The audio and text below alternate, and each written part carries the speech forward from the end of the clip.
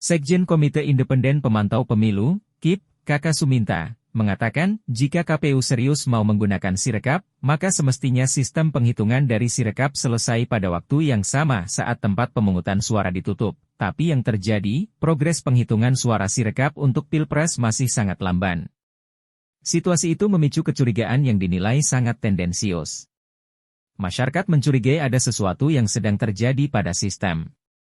Dan demokrasi bangsa kita sedang tidak baik-baik saja. Kecurigaan utamanya ialah potensi kecurangan yang dapat mungkin terjadi pada sistem Sirekap.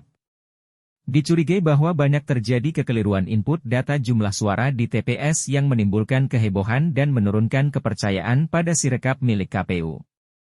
Banyak yang menduga adanya unsur kesengajaan dalam perubahan data di Sirekap untuk memenangkan paslon tertentu. Hal ini menimbulkan keraguan terhadap legitimasi penyelenggara pemilu. Bahkan yang menarik dan lucu adalah ada yang membangun narasi bahwa Sirekap tak sebaik aplikasi lain seperti pinjaman online atau pinjol. Kekhawatiran soal keamanan aplikasi Sirekap juga dipertanyakan, karena adanya potensi backdoor atau celah keamanan oleh peretas. Sirekap kalah bagus dalam hal fungsional dan keandalan.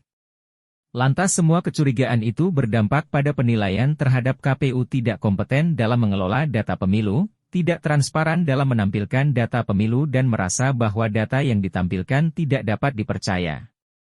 Apakah Sirekap menguntungkan salah satu paslon?